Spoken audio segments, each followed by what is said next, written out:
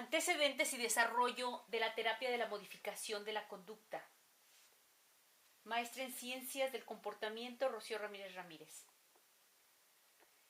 La historia de la terapia de la modificación de la conducta tiene sus antecedentes en Carlos Darwin, quien vivió de 1809 a 1882. Darwin, dentro de la teoría de la evolución, hablaba de la adaptabilidad de los organismos con su ambiente. Incluía adaptación fisiológica y, precisamente, ajustes de la conducta a estímulos externos. Es aquí la importancia de que lo hayan tomado como antecesor de la psicología y fisiología de aquel entonces. Darwin es antecesor de las teorías europeas y americanas que trataban de entender la conducta desde el punto de vista objetivo, no más subjetivo. Por ello, es antecesor del condicionamiento y la reflexología rusa, así como de la psicología comparada entre Estados Unidos y Europa. Dentro del condicionamiento y reflexología rusa, tenemos los principales exponentes en Sekhenov, Iván Pavlov y Bekhterev. Comenzamos con Sekhenov. Sekhenov es considerado como padre de la fisiología rusa. Él, habiendo estudiado en Alemania, Austria y Francia con eminentes anatomistas y fisiólogos, pues regresó él a Rusia a poner el primer laboratorio experimental y por eso pues se le llama el padre de la fisiología. Estudió la relación entre la neurofisiología con la psicología. ¿Y qué propone él? Él propuso la naturaleza refleja de la conducta. Él subrayaba que tanto la conducta voluntaria como la involuntaria eran totalmente reflejas. En su explicación de los reflejos, Sekhenov decía que en ciertos casos la conducta no se iniciaba con estímulos externos. Decía que la conducta podía ser provocada por pensamientos, imágenes o recuerdos de sucesos concretos que habían iniciado una conducta anterior. Sin embargo, todos los fenómenos psíquicos o internos eran, en último término, resultado de estímulos externos y tenían una naturaleza refleja. Él es antecesor de Iván Pavlov, quien, al igual que él, defendía la investigación objetiva de los reflejos condicionados. Iván Pavlov realizó estudios de los reflejos condicionados y realizó trabajo sobre la fisiología de la digestión. Pavlov trabajó principalmente con perros. Con los perros estudió los reflejos condicionados al presentar, además de un reflejo incondicionado como era la carne, una campana como reflejo condicionado, tocando una campana, y entonces estudió cuál era la salivación que el perro tenía y midió su volumen en este aparato para medir el flujo de la saliva. Los descubrimientos de Pavlov no están basados nada más en que haya descubierto la salivación del perro ante la comida. Eso ya se había visto un siglo antes que él. Sus contribuciones tuvieron que ver con la sistematización que tuvo en el laboratorio y la objetividad para realizar los experimentos condicionados. Es decir, el perro tenía secreciones de saliva, claro, al ponerle la carne, pero también al emparejar este reflejo incondicionado con un reflejo condicionado como era el sonido de una campana, el perro empezaba a salivar solamente con el sonido de la campana, sin presentarle el estímulo incondicionado. Entonces, estos estudios, como lo había mencionado, se hicieron de manera muy sistematizada junto con su colaborador Tolokinov en el año de 1900 y a esto le llamaron ellos secreciones psíquicas que después se conocieron como reflejos condicionados. Como decía, dentro de los reflejos condicionados descubrieron o describieron ellos el fenómeno de generalización, que era cuando no solamente el perro salivaba con el estímulo de la campana, sino también un timbre u otro tipo de objeto más pequeño, otra campana más pequeña, y ante todos los estímulos el perro salivaba pensando que le iban a dar comida. A eso se le llamó generalización. Posteriormente, ellos describieron también cómo se podría hacer la eliminación de esa secreción de saliva. Entonces, el fenómeno de eliminación es cuando después solo sonaba la campana, la campana, la campana, muchas veces la campana, sin darle al perro el estímulo incondicionado que era la comida, entonces el perro continuaba salivando hasta cierto número de veces. Después ya no, escuchaba la campana y el perro ya no salivaba. A ese fenómeno se le llamó eliminación del reflejo condicionado. Y por último, la discriminación. Enseñaron al perro a entender con cuál estímulo condicionado, con qué tipo de campana, sí le acercaban la comida y con cuáles no. Entonces el perro discriminaba entre qué tipo de estímulo salivar. Un dato curioso es que Iván Pavlov recibió el premio Nobel en 1904 antes de que él hiciera muchísimos de estos estudios que comprobaran sus teorías. También como otro representante de la reflexología rusa está Bekerev, quien amplió el estudio de los reflejos condicionados al ser humano. Bekerev se llama el padre de la reflexología por estudiar la personalidad a partir de reflejos asociativos. Como decíamos, él estudió con perros, pero llevó esos estudios también al ser humano. Él estudió las respuestas reflejas de los músculos estriados, no la salivación. ¿Cómo estudiaba estas respuestas reflejas? Poniendo una descarga eléctrica al perro y viendo cuáles eran las respuestas motoras.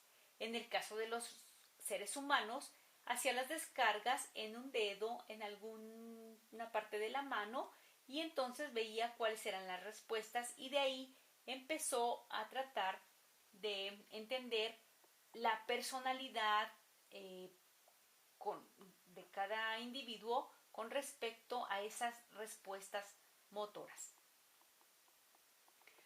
En la parte de la psicología comparada de Estados Unidos y Europa, tenemos los principales representantes en Jorge Romanes. Jorge Romanes estudió con monos, pájaros, peces y otro tipo de animales. Él hablaba de la psicología comparada. ¿Por qué comparada? Porque el trabajo con animales lo comparaba con el comportamiento de los humanos. Él trabajó con animales para estudiar la evolución de las capacidades mentales y escribió el libro de inteligencia animal. Como mencioné, psicología comparada porque comparaba estas capacidades de los monos, de los pájaros con las capacidades humanas. Al respecto viene Lloyd Morgan, quien él defiende la ley de la parsimonia. Dice, ¿por qué estar estudiando la conducta de los monos con respecto a la conducta humana? Dice, la conducta no debe interpretarse en términos de procesos mentales superiores. Sí se puede interpretar en términos de procesos evolutivos inferiores, que era precisamente lo que predicaba la ley de la parsimonia, la explicación más simple.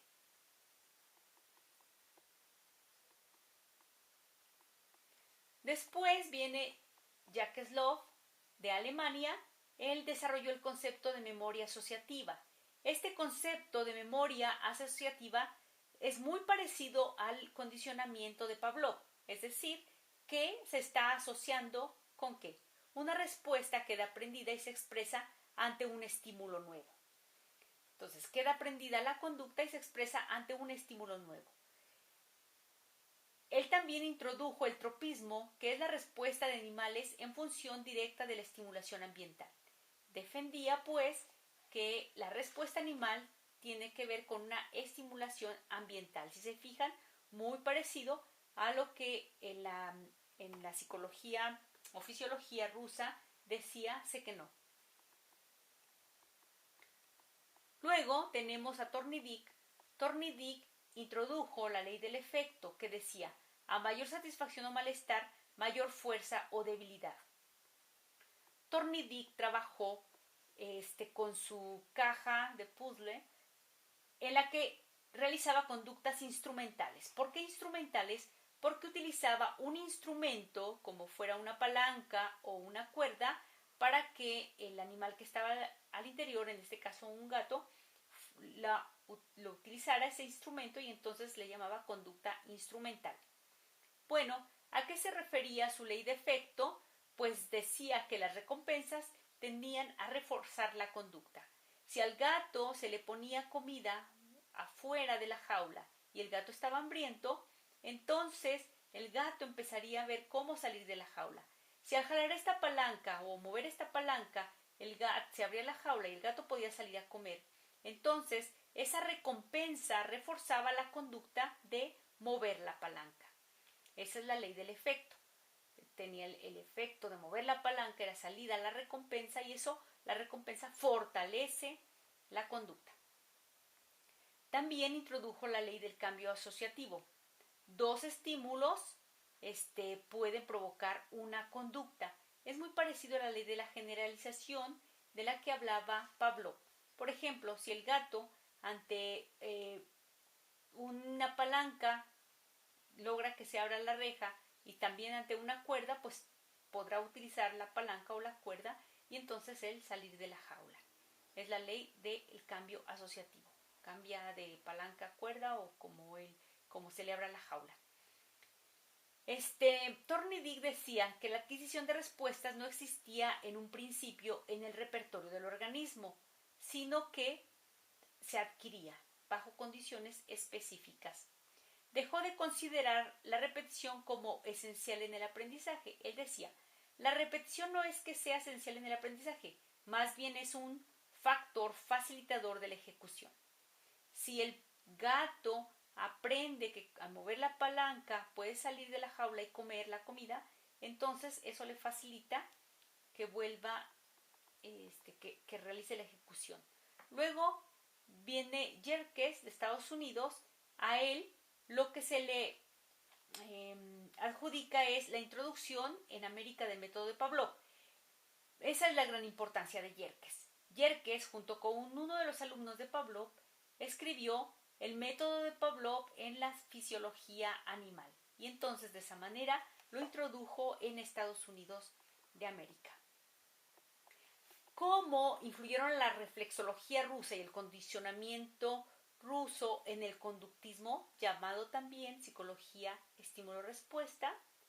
Bueno, pues estudiaban los estímulos y las respuestas que estos evocaban.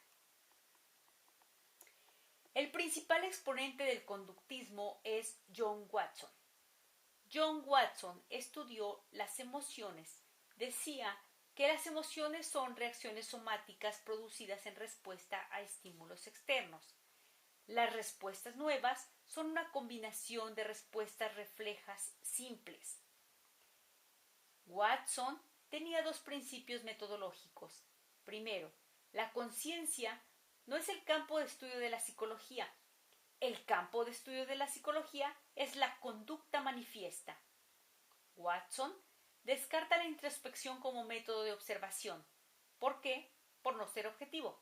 Y entonces dice, la introspección no nos sirve, hay que evaluar la conducta. Regresamos a la conducta manifiesta. Uno de los experimentos que se le conocen a Watson es la que hizo con el pequeño Albert. Se dice que el pequeño Albert era un bebé de meses que estaba hospitalizado, y Watson lo que hizo fue emparejar un estímulo no condicionado, como era un conejo blanco, a un estímulo condicionado que causara miedo al bebé, como era dar un martillazo sobre una lámina que provocara mucho ruido. Porque el estímulo no condicionado era el conejo blanco, al cual el bebé Albert no le tenía miedo. Pero cuando Watson lo empareja con el estímulo del martillazo, entonces el pequeño Albert empieza a tener miedo al conejo. En el momento que salía el conejo blanco, le daban el martillazo y Albert empezaba a llorar. Y a las 5 veces Albert ya no quería saber nada del conejo blanco, gateaba para salirse de la habitación. Se sabe, de acuerdo a la historia, que, al pequeño Albert se lo llevaron del hospital, y entonces Watson no le pudo quitar esos miedos que le había provocado